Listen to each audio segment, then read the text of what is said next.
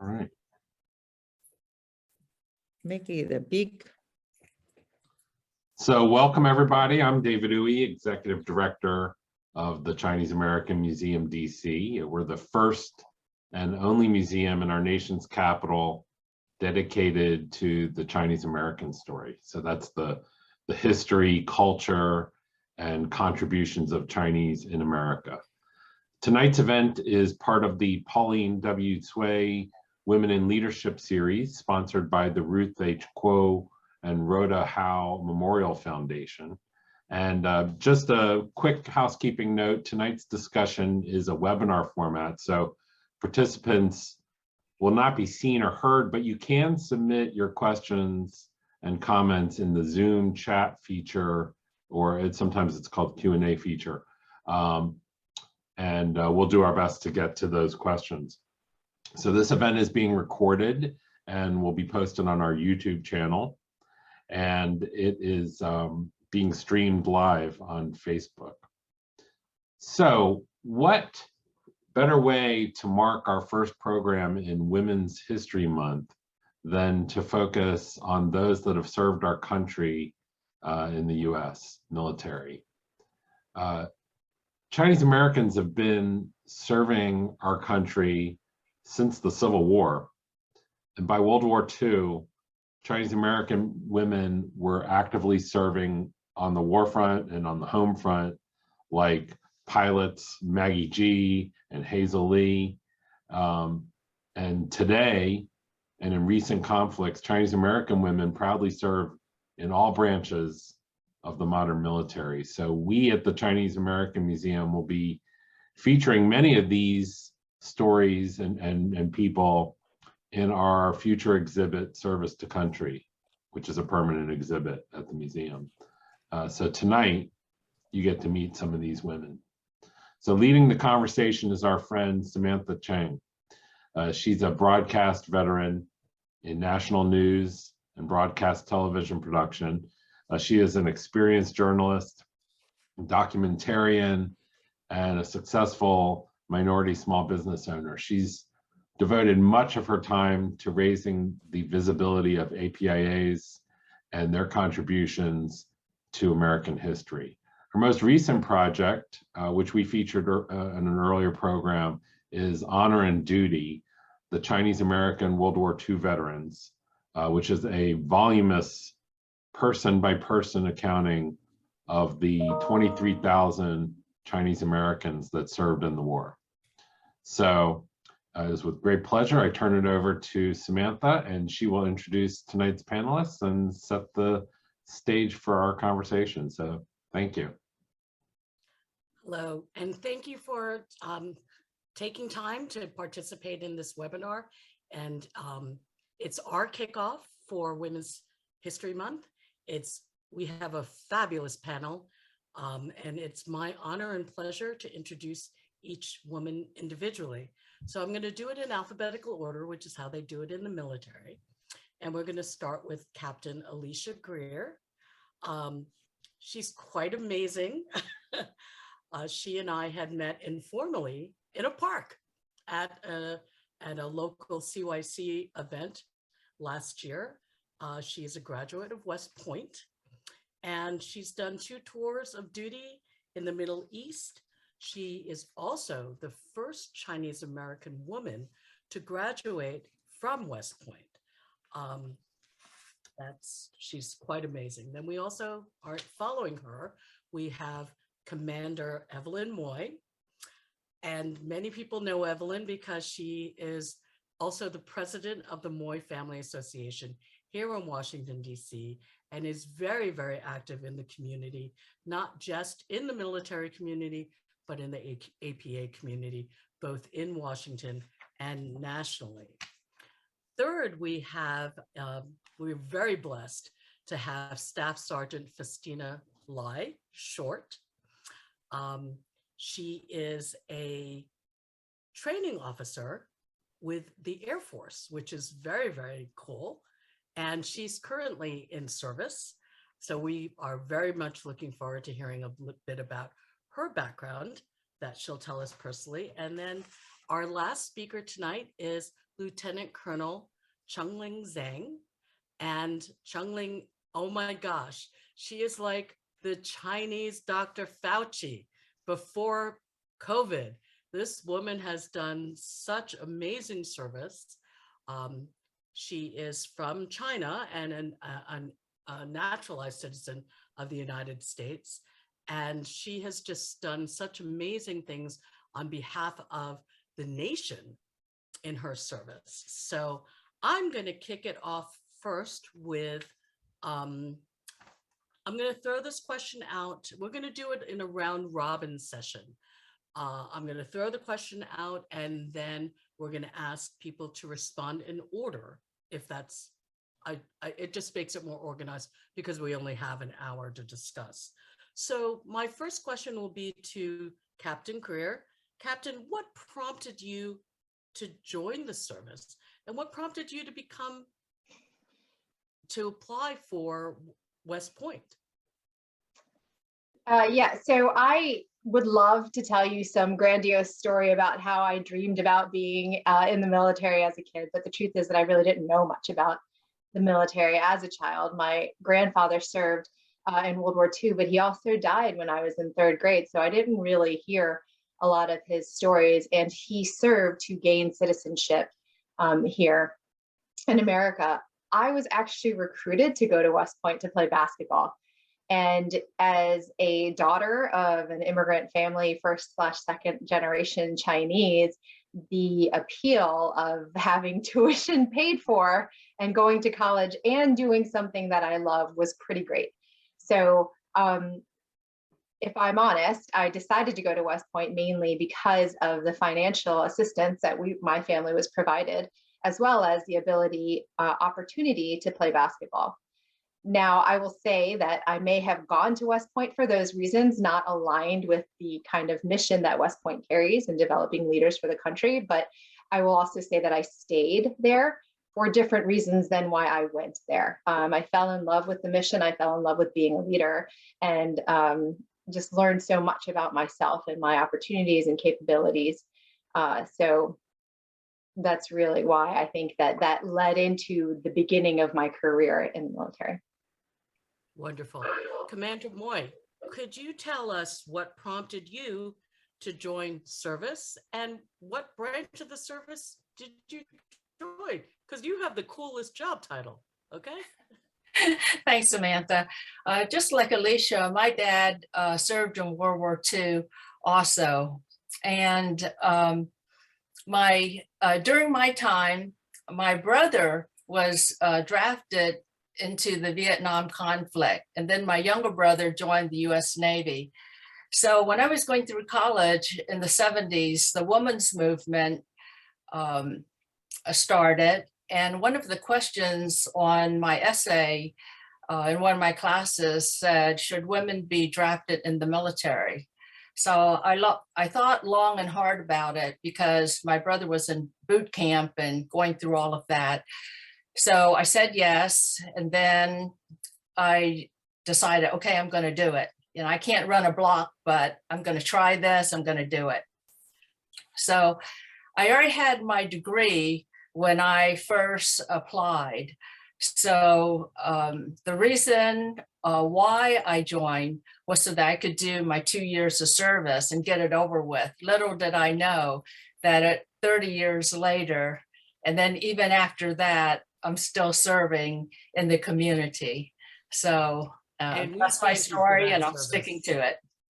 We thank you for your service. Let's turn to Faustina. Faustina, I mean, you're still serving, so thank you for taking the time out of your day, which is very long because you have family and children. On top of that, tell us a little bit about why you decided to serve and what branch you chose to serve in, because you've got a really cool uniform. Thank you, Samantha. Thank you, CAMDC, for having me. I'm truly honored to be on the panel here. The reason why I joined, well, first off, I am in the United States Air Force. I've been in for a little bit now. What prompted me to join might sound a little bit cheesy to some, but I've always had some type of passion growing up that I wanted to serve. I wanted to do something a little bit bigger than myself.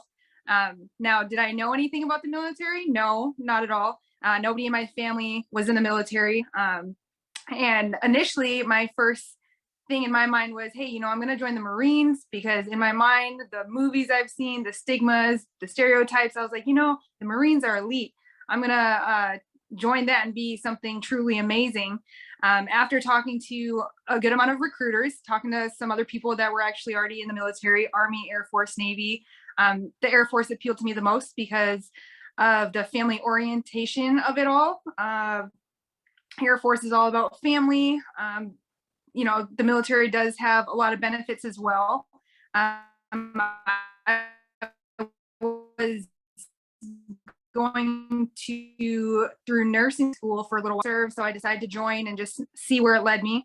I wanted to do the 4 years, do my time and then get out.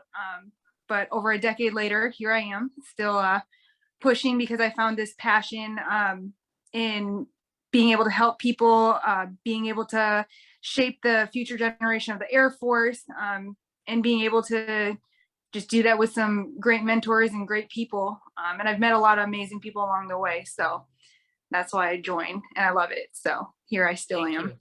Thank you so much. And now we're going to our highest ranking officer, Lieutenant Colonel Chunlin Zhang. Dr. Zhang? Did we lose her? Okay, we're going to come back to her. If anyone is listening, David or Louisa, would you please try to see what happened? Oh, here she is. Hi, Chunlin. How are you? Hi, I'm here. So can you hear me? Yes, we can. So my question to you, my friend. Can you hear me? My question to you is, we're asking you to tell us and share with the audience how and why you joined the Army. And please be honest. Okay. First, I would like to thank you for for providing me this opportunity to share my experience gained from 20-year military service. Actually, it was a chance encounter that brought me into the U.S. Army 24 years ago. After Christmas 1997, I was looking for a scientific paper at the library and come across advertisements for U.S. Army recruiting microbiologists. I was attracted by the generous benefits, so I contacted them, and I was required to submit them my CV. Then I faxed them right away. A month later, I received a recorded call from a recruiter. Recruiter says that I was qualified to apply for this job. Then they interviewed me at Purdue University and give me a lot of forms, as well as 2 brochure of Army Biomedical Research Institute. One is a Waterbury Army Institute of Research. Another one is Infectious Disease Research Institute in Fort Detrick, Maryland. These 2 brochure shows that 2/3 of scientists, the research scientists, are civilian. Therefore, I mistakenly thought I was hired by the U.S. Army as a civilian scientist. I did not know I joined Army as a direct commissioned captain until the last step in the application process, when I was required to sign the oath of officer. This sudden news took me by surprise, and I suddenly did not know what to do. at that time, I was asked to make an immediate decision whether to accept or reject. At that critical moment, it was a teenager dream hide in my heart that prompted me to decide to join the army.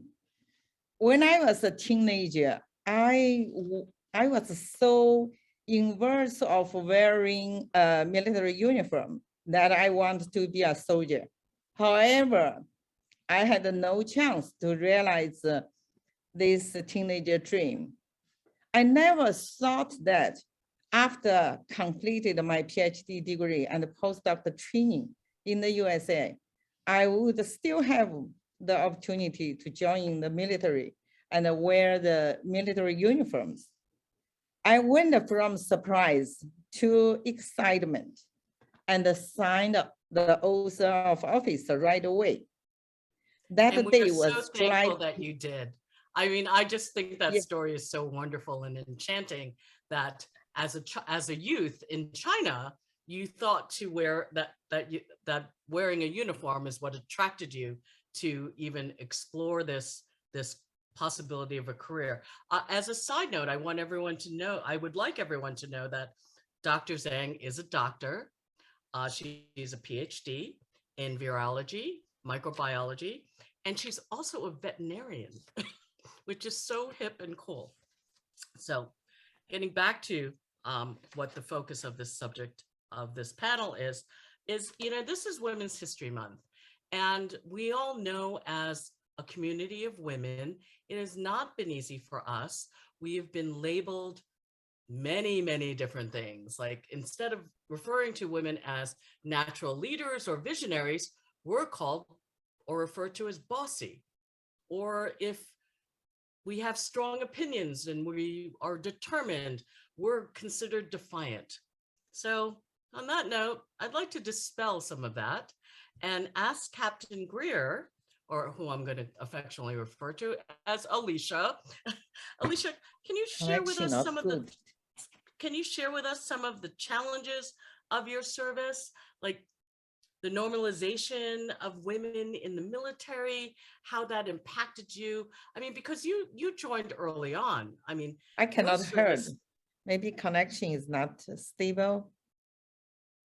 Okay. Let's mute Dr. Zhang for a moment. So Alicia, why don't you take a moment and share with us your experience in the military? Yeah, my experience as a female, first off, in the military, and as a minority female, actually, like those two traits, characteristics that I present are visible, right? And so that's not something that you can kind of hide or that you can kind of push aside. Those things are very visible and they're very prominent when you show up. And so I think that one of the biggest challenges that women face, especially as we are kind of finding our place within the military, as it was when I joined, 20 years ago, is trying to help people to understand that despite those differences, we can still perform, to remove the judgment that sometimes occurs to people that have visible differences and non-visible, but visible differences, like right off the bat, the judgment that might be associated with those differences on how that individual can perform before they're actually given a chance to perform. So I think that's one of the challenges that you face as a minority, as a female in the military, at least that I did. The other thing that I would say that comes up for me when you ask this question is the lack of mentors that I had that look like me. And there's something about having a mentor that actually looks like you that helps you understand and helps you to be able to visualize what you are capable of. It's like proof of what you are capable of. And with the lack of a visible mentor, that's something that's difficult. Now, I'm not saying that there weren't people there who could have served as mentors that looked like me, but I just never met any during my short stint in the military. I would just add that when I went to the the ceremony for the induction of the World War II gold medal in DC and met LCC2. She was the first Chinese female officer that I had ever met. And there was something that happened, even having been out of the service for 15 years at that point, that I was just like, wow, what would that have been different had I met her when I was in the military? So just some food for thought, I guess, for me.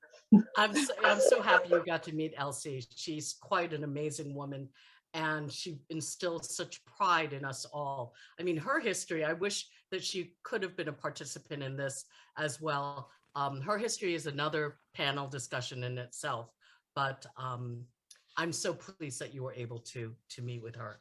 So, Commander Moy, why don't you share with us some of the challenges of your service? I mean, it could not have been a total bed of roses. Well, when I decided to join, I couldn't even get in. First of all, I wanted to go enlisted because nobody in my family was an officer, so I didn't know anything about that. And so I'll tell you two stories of how I was laughed at. And early on, I learned how to take charge of my own destiny. The first thing was I met the recruiter, and he said, why don't you be a yeoman? I said, okay, like administrative. But then I had a college degree in graphics. So I said, Chief, if you don't mind, can I just look at your list of jobs? And so I got the list, and I said, how come I can't be a draftsman illustrator? I have a Bachelor of Science degree in this. And he says, well, okay, we're a little overmanned, but we'll accept you. So that was the first time that I took charge, and just, I have a college degree, I'm gonna voice my opinion.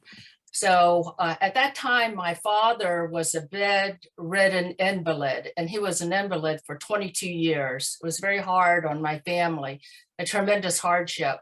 So I thought, how am I going to serve and not go on active duty? But being in the reserve force, you're 24/7. You got to be trained up and ready to go at any time.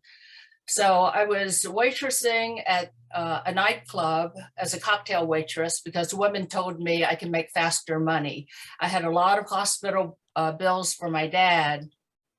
And one day a client said to the hostess, what do you want to be? She said, a doctor. And then he said to me, what do you want to be when you grow up? I said, a naval officer. And he laughed in my face. And so that really hurt. How come she can be a doctor and I can't be a naval officer? So again, rejection. So many paths to get into the service. You can go to the service academies. You can go OCS, Officer Candidate School, or you can go for what they call a direct commission. I tried, they rejected me on active duty, but 4 years later, after I started my own business, I received a direct commission into the Navy Reserve as a public affairs specialist. And that's a pretty amazing story, to just be able to not have to go to the academy or officer training school. Wow, to me, that's quite phenomenal. So Faustina, can you tell me, I mean, you love your service, and I really got that from you when we spoke prior to this panel. Your sense of family is so critical to your ability to serve. Can you share with me some of those challenges? Like, how do you juggle between having young ones at home, which you have, and meeting the mission of your service as a training officer? So not necessarily a training officer. I'm a military training leader. Instructor. So I instruct a lot of the NCOs and senior NCOs that come through. I think just in any, this is a non-military group. Can you tell us what an NCO is? Oh, sorry. A non-commissioned officer, any enlisted member who gets picked up for this special duty as a military training leader, MTL, will come through our schoolhouse. There's only myself and 3 others in the entire Air Force that teaches this this career field, this special duty, if you will. So that's what that is. But what I was gonna say is, I think in any career, you know, having that work-life balance is huge. Family is very, very important to me. Like you had mentioned, I do have, you know, I'm married now. We have 2 kids, a daughter who's 12, active in soccer. Our son is 10, very active as well. And being able to have that work and home life is huge. At work, it's go, go, go. I only function when I'm fully engaged, fully, you know, I have a ton on my plate.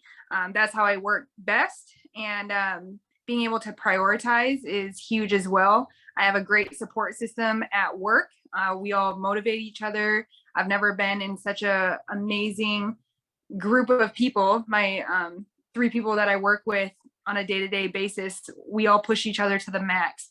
And when I come home, it's not that I forget about work, but when I come home, it is home 100%. So we're out there, you know, my husband and I coach our daughter's soccer, you know, we're doing all the activities, going out to eat, making sure we have our date nights still, making sure we go on adventures, this and that, just so that our kids can get, you know, experiences and memories, not so much the materialistic stuff.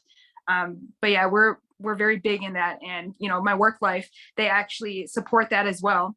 We all have families and all that. So I think there's a very true understanding, a genuine concern for each and every one of us to be able to perform at work and then also go home to our families. And it's not, you know, text messages, hey, did we do this? Did we do that?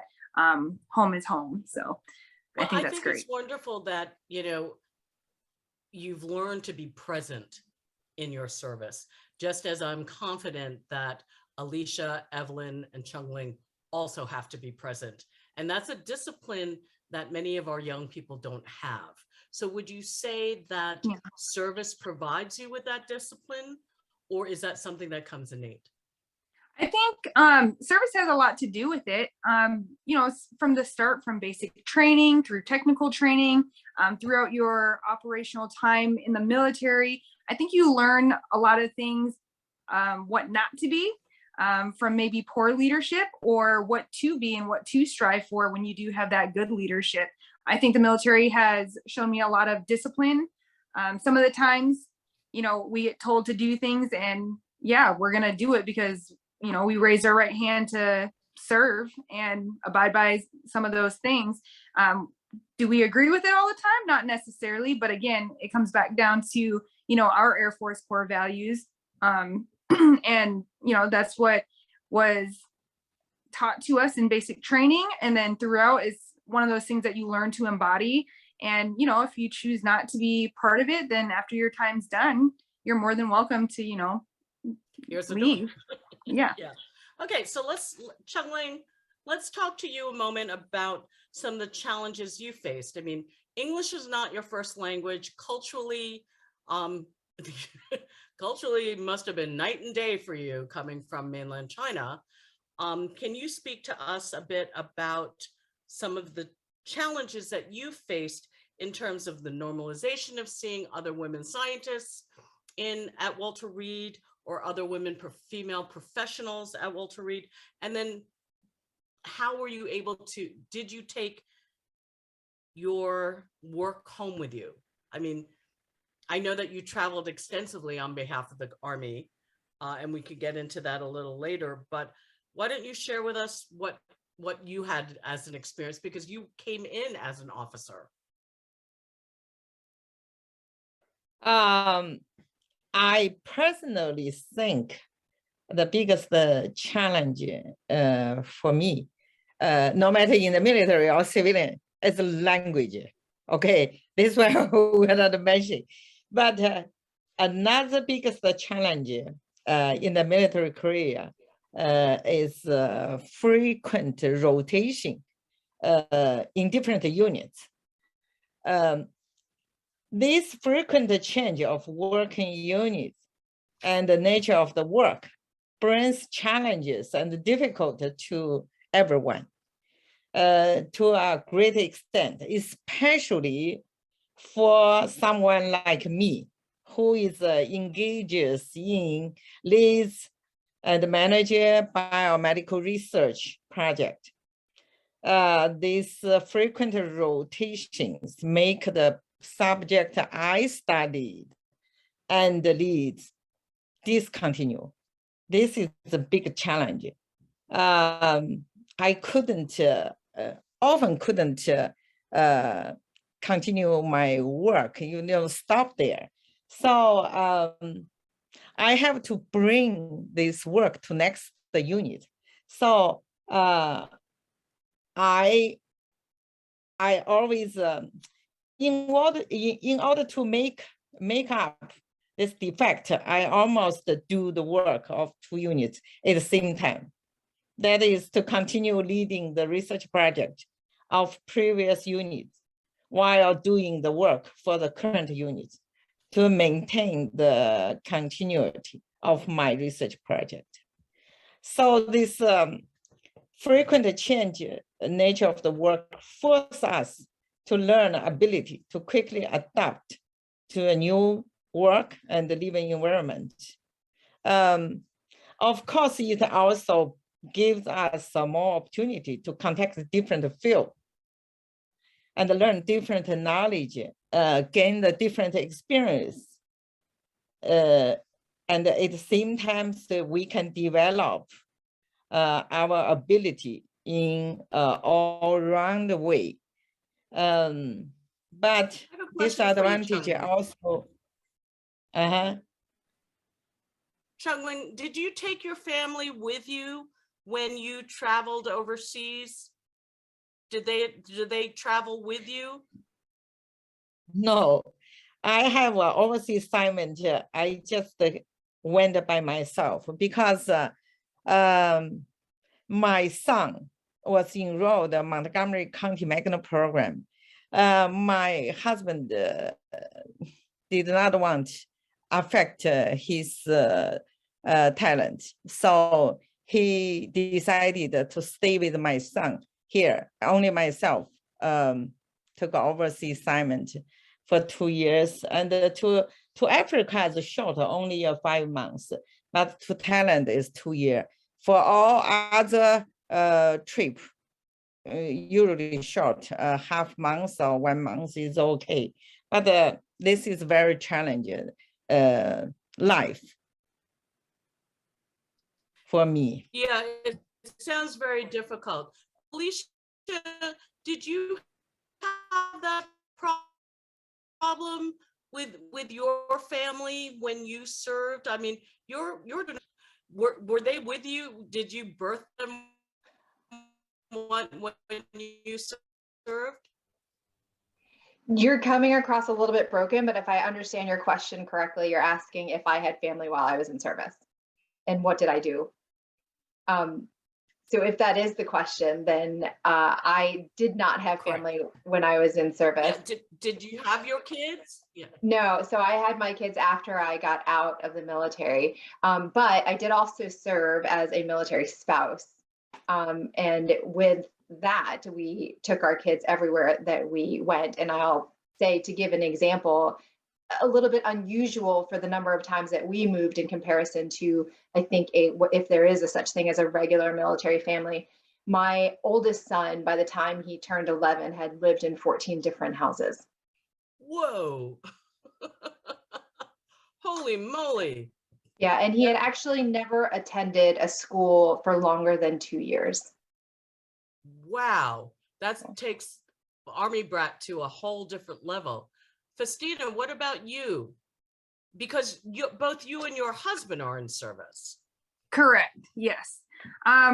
Well, our kids, like I mentioned, are 12 and 10. They've already lived in 3 different states. And we're actually moving to Korea at the end of the year. So we're extremely excited about it. But that's just, kids are really resilient. And I don't think they get enough credit for that. They move more and say, see you later and goodbye to more friends than, an average human being for the most part. Our kids are best friends with each other, basically, which is okay. But every single time they've gone to a new school, which they've had, 3 different schools now, you know, they've made friends. They're able to bounce back and be able to still be independent as well. But yeah, I don't think they get enough credit, and they get to just move around. Evelyn, so you're a military spouse as well. Did you have to move? Okay, no, I didn't meet Bill until later, and I met What's him that at like? I mean, at the gosh. gym, but my husband, who was in the Air Force, moved 19 times in 19 years. But what I want to say about the challenges of the military and even in the Reserve Force, that term weekend warrior is something that don't think it's just going to be a weekend, but not to discourage everyone. It's a weekend a month and then a couple of weeks in a year for your active duty training. So the Reserve Force tries extremely hard to work with you so that you can get in your what they call drill time, and they will bend over backwards. So just think about it. I said to my brother, I served for 31 years. And if you just look at the calculation, that meant every month for 31 years, I worked 14 straight days, 5 days at my regular job, then going to my reserve site, doing a drill weekend, then going back to work. I drove to Norfolk, Virginia for 10 solid years. That means every month, a weekend, I was down in Norfolk. But the Reserve Force combines those drills if you have time. So you can cluster them. But the important thing is as you move up the ranks and you're taught these leadership skills at every single level. And as Faustina said, leadership is heavily, heavily emphasized in the enlisted ranks, in the mid ranks of the chiefs, and our officer ranks, of course. So by the time you get to a certain level, it's just not 1 week in a month, because we have to be 24/7 trained up and ready to go. After Vietnam, they went from the draft to an all volunteer force. So that's very important for everyone to understand. We're an all volunteer force. Thank you. Thank you. Thank you very, very much. So what I'd like, we touched on this a little briefly at the beginning of this panel about mentors, and Alicia sharing with us meeting Elsie Sito, who was the first officer of color of Chinese descent that she'd met. Elsie served in World War II as a nurse. Her history is quite phenomenal. The fact that she joined the Chinese army before as an American, she flew over to China at the onset of World War II before the US became involved. But that's, again, another story.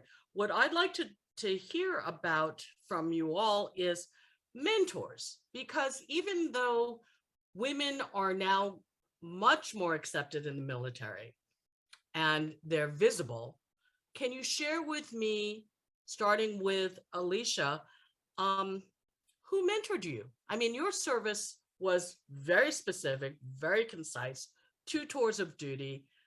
And that alone is quite phenomenal when you think about what you were able to accomplish. I mean, you served at the beginning of the Middle East conflicts. Can you tell us a little bit about that, and then how you found inspiration to continue to do 2 tours? Alicia? Yeah, I just want to clarify, are you asking about mentors, or are you asking about the tours of service overseas? The mentors in your tour of service. Okay. Yeah, so when I think about mentors, as I mentioned, I didn't really have anybody that looked like me that I identified with while I was in service. I don't think that stopped me from having mentors. I think that when I think of a mentor, I think of somebody that helps you see clearly what things that are confusing to you and in your own interests. And that's how I try to serve as a mentor to others as well. And so I think that I gather that mentorship from multiple avenues. And I think a lot of times mentors are looked at as people who are in places of higher ranking or senior to you to be able to serve as a mentor. I think that I view it also a little bit differently, in that I think mentorship can happen at the peer level. And I think that mentorship can also happen from individuals who are not as high ranking as I am, because they also can have my best interest in mind and have experience and knowledge that I may not possess. And so I think that my mentorship is more of that I received is more of like a mentorship circle where I could gather and had resources of individuals to talk to that would help me understand and work through things that I was confused about, especially amidst something like deploying right after 9/11, and to address that association to my tours overseas. When 9/11 hit, my unit got the call in October to pack up and go, and we had a very short window, and we're actually the first unit of engineers, construction engineers, to deploy into Afghanistan. And I led that bunch, and it was the first time that we did that in Army history, deploying an entire construction engineer unit solely by air. And so not a lot of people knew how to do that. Like, we wrote the book on that.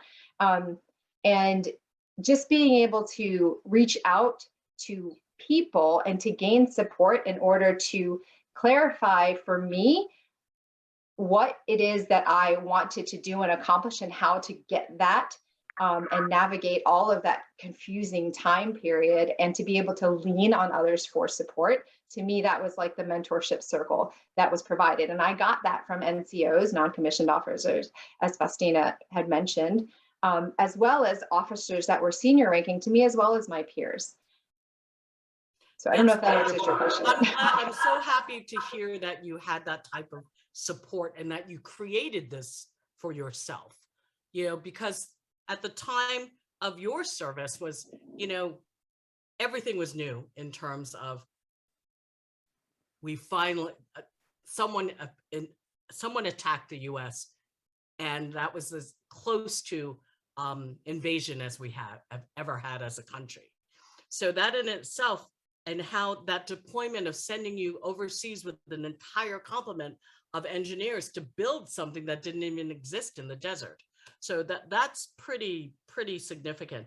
Evelyn, your time of service was very different. It was a lot earlier, several decades before Alicia. Can you share with me how you found inspiration to move forward? I mean, you're already a commissioned officer. You learned to speak for yourself, graduating college. That's all wonderful, but now you're in it.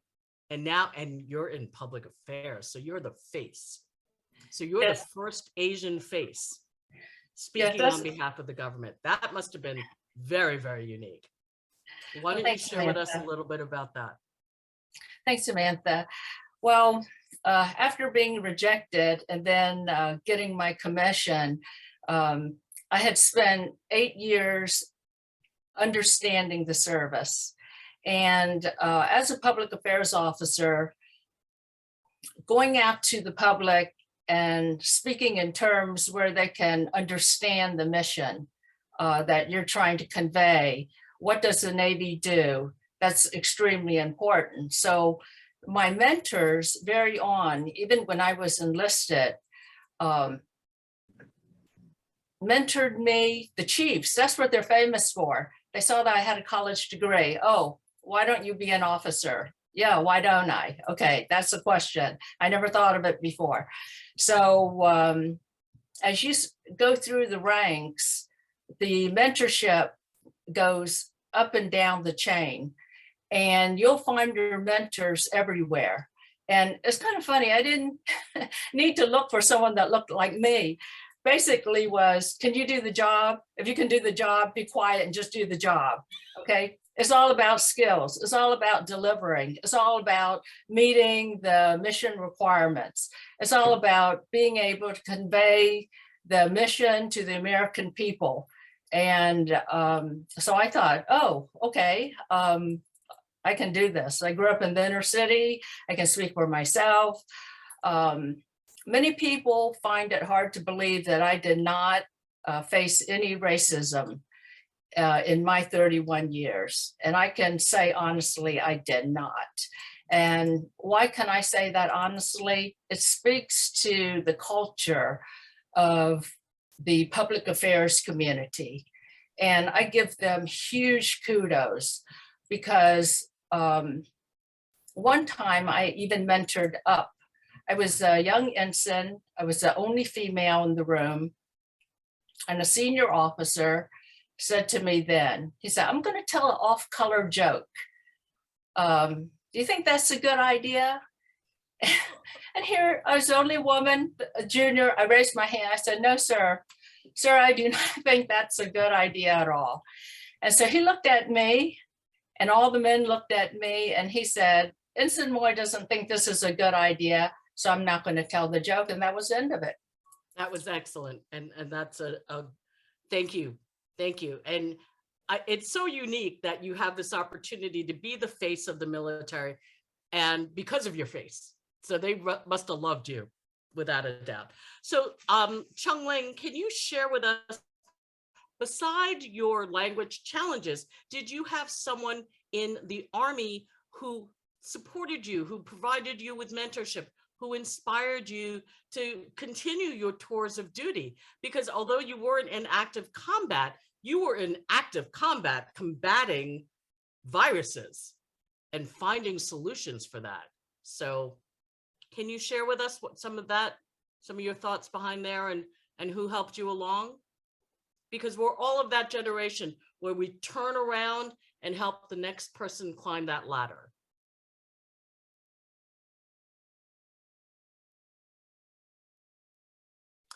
Okay, well, we'll come back to that.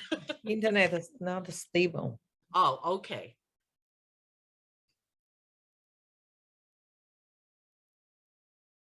All right, well, there you are. Thank you.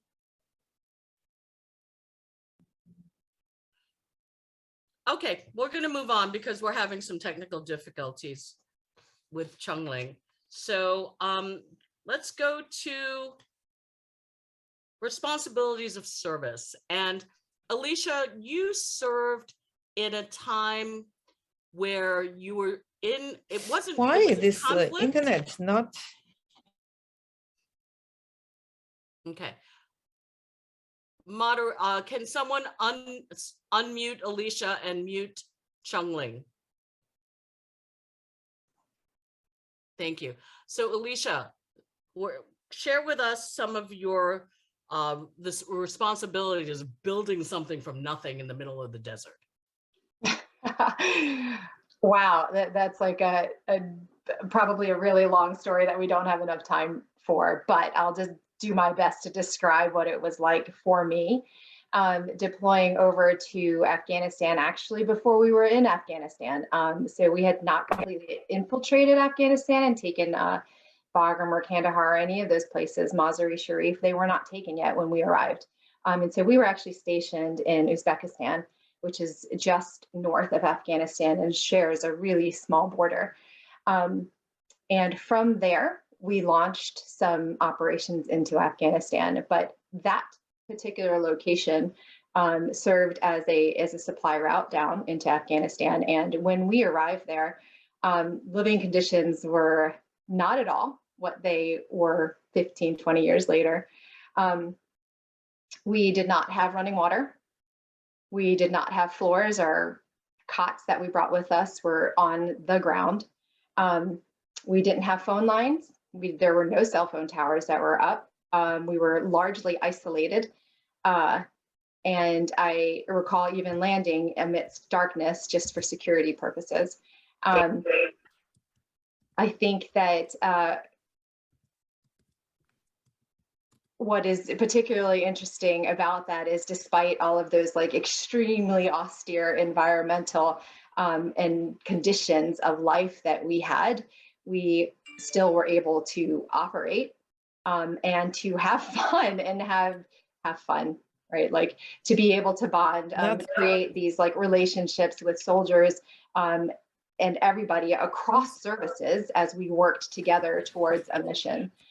Those things that we take for granted here, like running water, to be honest, we had rations, we didn't have milk. Our eggs were green. I don't know that we had fresh fruit even. You learn to live without that stuff and focus on really what you need to do amidst the beginning of a war. Leadership by fire, learning leadership by fire. So Chunlin is with us now. So let's give Chunlin a whirl and see if she can respond to the question about mentors, because she has a very, very unique situation. And she's gone away again. Okay. I am actually going to start the Q&A section because we have several questions lined up. And one in particular that was very telling to me. When Evelyn talked about women not being able to be drafted, is there still the rule, and I believe it's still in place, that women can't, well, actually, that's not true. I don't know this answer, so I will not say that. What I would like to know is, when you served, were women allowed in combat? So short and sweet, Alicia.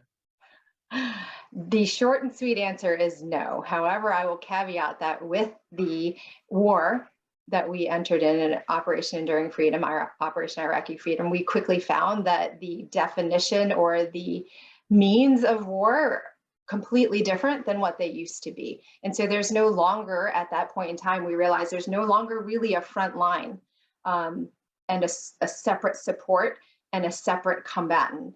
And so when we are there, we are all there. And I can give an example of like convoying into Iraq to a base that we were going to be stationed at, in which case you are entering into, for lack of a better term, enemy territory. You are then a combatant. It's not like, you know, when if I over exaggerated a long time ago, when people would line up and you would take turns firing your musket. Yeah. So here's a question. How do you personally feel about it? Do you feel that if called, you would go into combat? So my situation now is very different than it was when I was in the military. I understand that, but I'm saying when you were in female, as a female in the military, if I was given the opportunity to go into combat arms, would I do it if it was needed? Yes, I would say so. And that would be, you know, meeting the qualifications, meeting the standards. Do I think that females in general are capable of doing that? Absolutely, yes, hands down. Thank you. Faustina, what some of your thoughts, because you're in it now? Hey, I think kind of what Alicia had said, if you meet the standards and you're capable of performing whatever is asked of you, then by all means, I don't see why that would be more of a sex thing versus male versus female, right? Now, there are different specialties, of course, that require additional things. I know plenty of females who can do special forces stuff, right? Or plenty of males that can do other things that would be considered more female traditional roles. Again, it comes down to, hey, if you're qualified and can meet those standards, why not? Okay. Evelyn, can you talk to us, because you would be the face of the Navy, okay? If in a conflict, can you share with us, would you go to a active conflict, place of conflict, to be the face of the Navy? Well, the thing is, once you get orders, you go, and they train you up. A lot of people don't understand that every single person in the military, we know how to fire, we know how to use weapons. We're the armed forces. We're not the Peace Corps, we're the armed forces. So if we're asked to go and we have our orders, we go. Now, what Alicia was talking about was mission creep. The battlefield has changed. The American people really have to understand the reason why we have all volunteer force is because during Vietnam, there was a separation between the American public and our armed forces fighting in Vietnam. So they concocted a beautiful plan that every contingent that the United States is involved in, the reserve force goes with the active duty, so that when you see your colleague leaving to go to Iraq or Afghanistan, for whatever contingent, your consciousness will be pricked by saying, what just happened? They left. How does this affect me? So the American public have to understand and support what we're doing in these conflicts. Okay. Is Chunlin back with us, or has she completely disappeared due to technical difficulties? Okay, well then I'm going to continue with the Q&A. What I do want to share with everyone is in the chat, there's been a couple of questions about service of Asian Americans and Chinese in particular in all the US conflicts. There is not one single list that allows, that can demonstrate name by name who served and when they served and in what conflict. That's not how the data is collected. The reason why we were able to identify as many Chinese American World War II vets is that we actually went looking for them. And we do have a compilation, a compendium of over 23,000 Chinese American who served in World War II. That has not been done for any other conflict in the United States and probably will not be done by me. So I hope that answers some of your questions.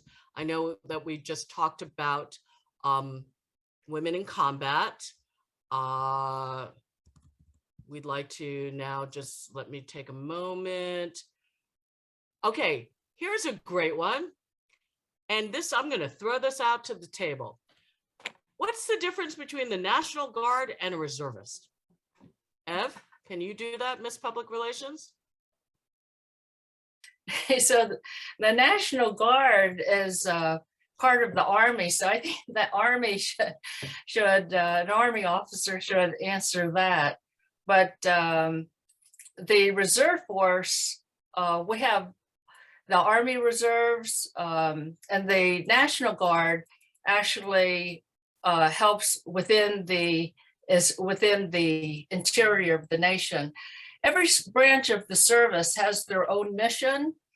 And So it's a very complex mission. So what I would recommend, like I did in public affairs, is for each person to go to that service and then figure out how all the services work together to address a specific conflict and how that is carried out. The organization of the military is massive, and it takes a very long time to break it down. I have friends that actually served in all services, okay, reserve active side.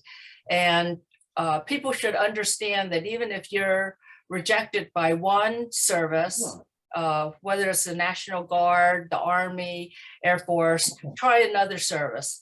And the billets for enlisted and officer are always changing. The American taxpayer pays an extreme amount of money, a huge amount of money to have everybody trained up and ready to go. So when you raise your right hand, the American taxpayer wants that return. There's not a question as to why we have such an elite fighting force with all the different branches of the service. Okay, so this is an Army question that's coming up, and we're going to have to close soon, but we do have some very interesting queries coming in. Samantha, can I just interject really quick? Please. National Guard, my understanding is National Guard also answers to state government, That's whereas what I was about to reservists say. answer to federal government. They're a federal asset. And National Guard can Is be a both. state. They can be called up by state and they can be called up by Fed as well. Correct. That said, now I'm trying to remember, Faustina, did the death of Danny Chen impact you at all? Because that happened while you were in service, and you're still in service. So it happened in your common history. Can you speak to that a little bit? I cannot speak 100% on it because I have not. It's a personal question. Oh. Did his death impact you? Because he was hazed. He was hazed mercilessly. Right. point Now, where he committed suicide. right. So for me, personally, it wasn't fully impactful. I mean, the story itself was, you know, very sad. Did it impact me in the service? No, it did not. Okay. So it looks like Chunlin is with us. Chunlin, we are so sad that we missed you in a lot of the conversation. Can you share with me how if you had a daughter, how would you talk to her about joining service?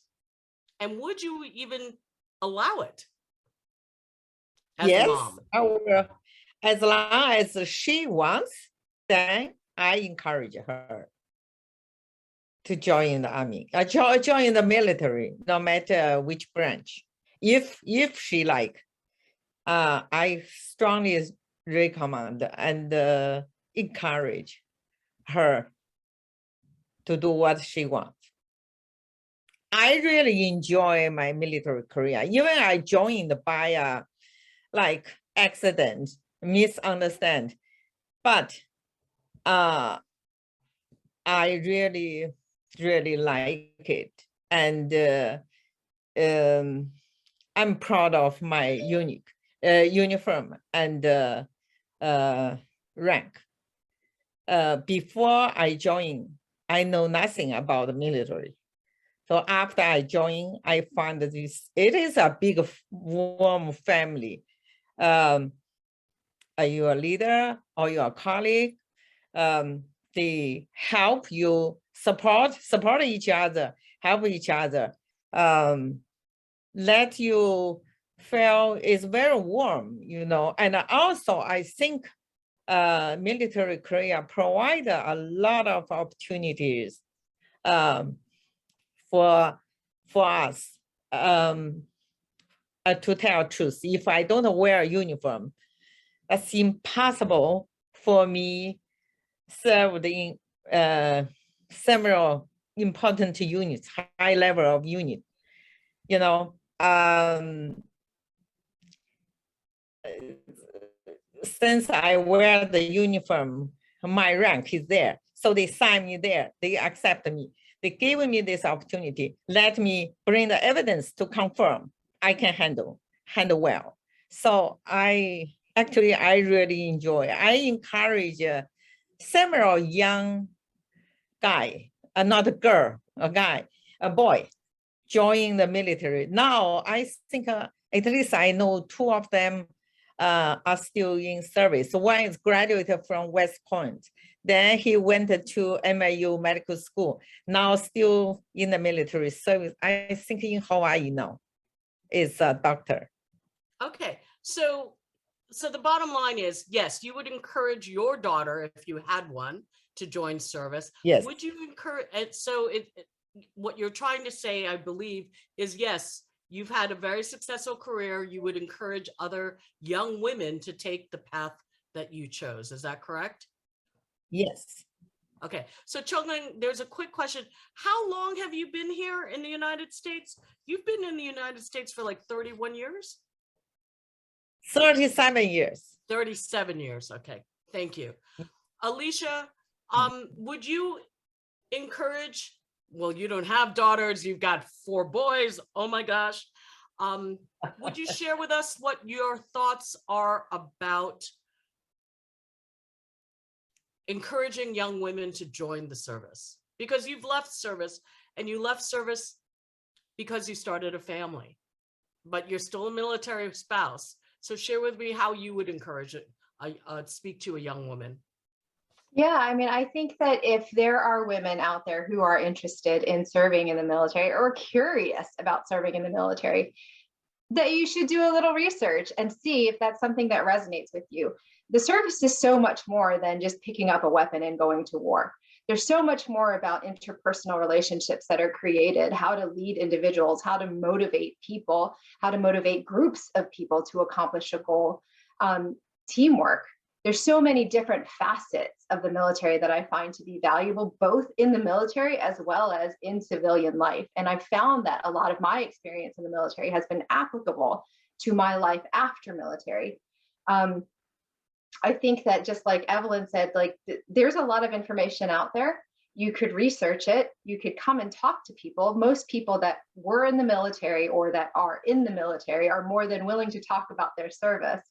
I like to think that if it's something that you're curious about, if it's something that you are interested in doing, then by all means go for it and don't let anything stop you. Thank you. Faustina, share your thoughts, especially having a daughter. So like I said, our daughter is 12 and she's all about the military. She really tries to follow in both myself and my husband's footsteps. And, you know, we would encourage both of our kids to be, you know, whatever they'd like, so long as they have a true passion in it and have a full understanding of what's to come. There are a lot of challenges that, you know, we've seen throughout. And I think every one of us on this panel has had challenges in the military, being a female or being a female minority, or, you know, whatever the case may be. But it's one of those things where, you know, our kids are going to learn somewhere or another. Hopefully they learn a lot from us first. Again, just like Alicia said, doing their research on it. And if that's something that they want to do, then by all means, we support her 100%. So in a few years, she's 12 now. So, you know, a few more years and she'll be in, I'm sure. Wonderful. Thank you. If you have any other questions, participants, please type them in now. I think I've addressed all of them in the chat as well as in the Q&A. We just hit over an hour a couple of minutes ago. And I'm glad, thank you, Jody, for addressing who Danny Chen is.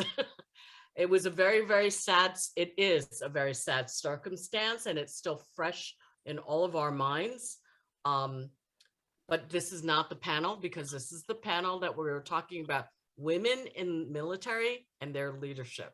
So I want to thank all of the panelists for sharing their personal stories with us.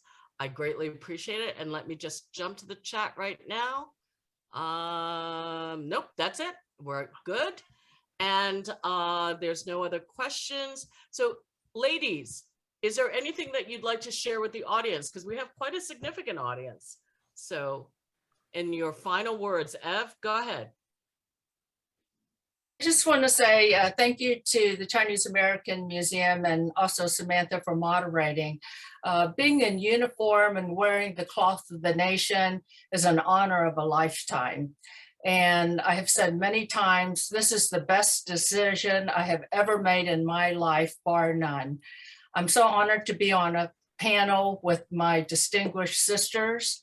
I cheer you on for what you've done.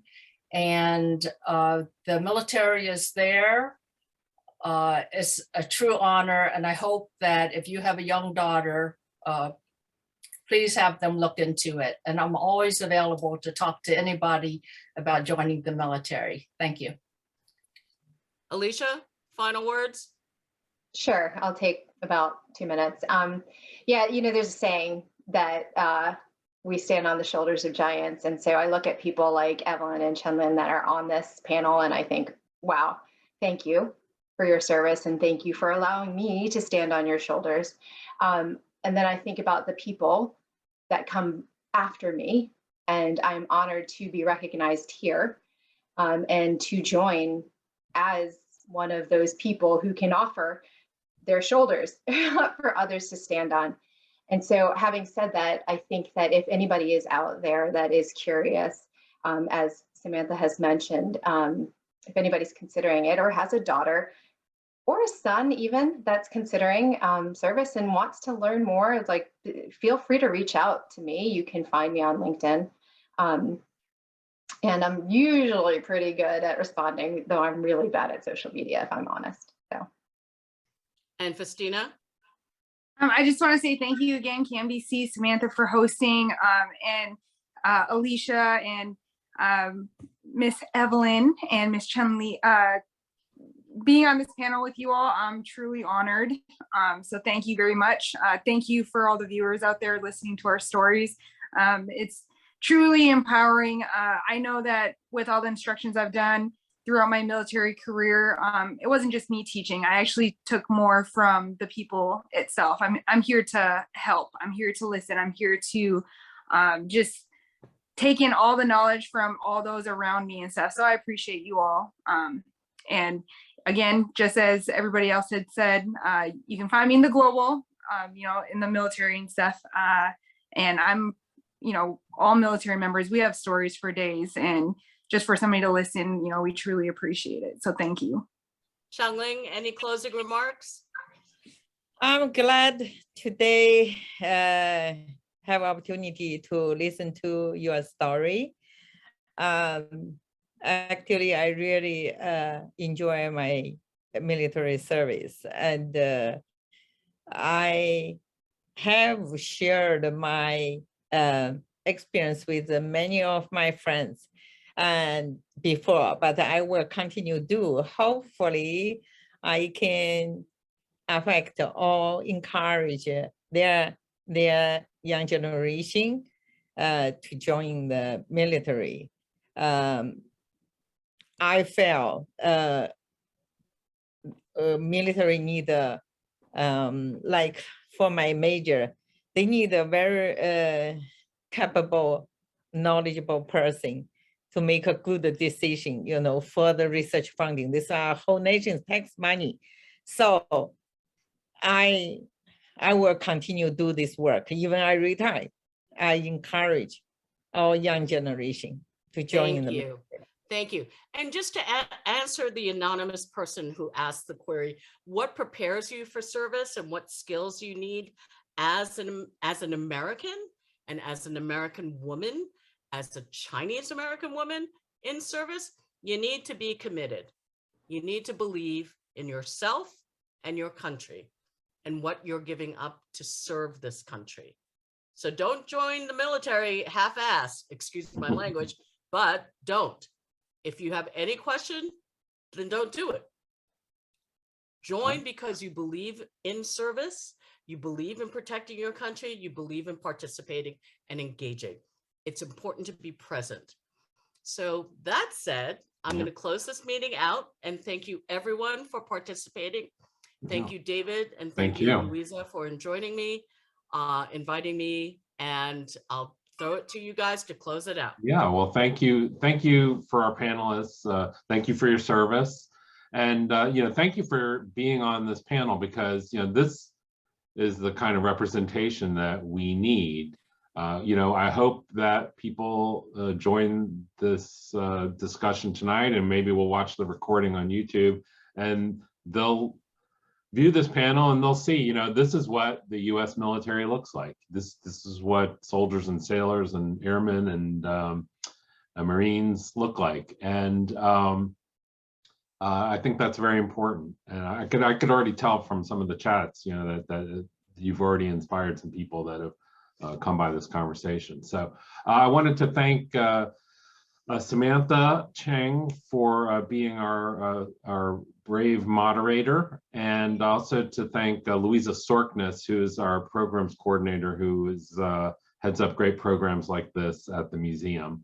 And I also wanted to thank the Pauline Tsui and Ruth H. Kuo and Rhoda Howe Memorial Foundation for making this possible. So thank you for joining us. Again, this will be on YouTube. So if you know somebody that might want to watch this, or if you want to watch it again, just find your way to the YouTube channel and it'll be there in a day or two. So thank you so much for joining us. Good night, everyone. Thank you.